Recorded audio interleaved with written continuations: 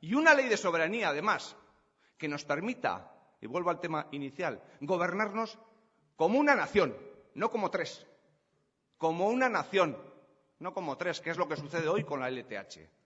Porque hoy en Euskal Herria tenemos una amalgama de reinos de taifas, con su califa, que hace lo que le da la gana en su territorio. Y eso no lo podemos permitir, por tres razones.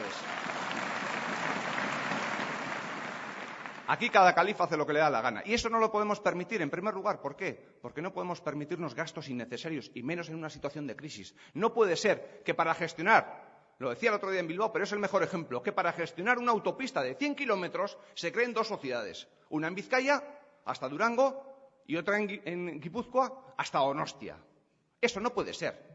Y tampoco puede ser que los ciudadanos de cada uno de los territorios sufran las desigualdades que supone la LTH. Es decir, que uno de Eibar tiene derecho a unos determinados servicios sociales, prestaciones sociales diferentes a los de un ciudadano de Durango y diferentes a los de un ciudadano, por ejemplo, de Gasteiz. Eso no puede ser. Y en tercer lugar, os voy a decir por qué no puede ser. Porque hay que reformar la LTH.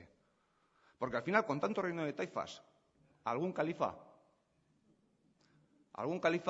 se confunde y se piensa que eso se gestiona como en el Bachoqui. Y luego pasa lo que pasa. Que desaparecen 6 millones de euros en el Guggenheim, que se destapa un fraude multimillonario en la Hacienda de Irún, y ahí estamos haciendo Eusko Alkartasuna muy bien las cosas para destapar lo que está saliendo ahí, lo del Museo Balenciaga.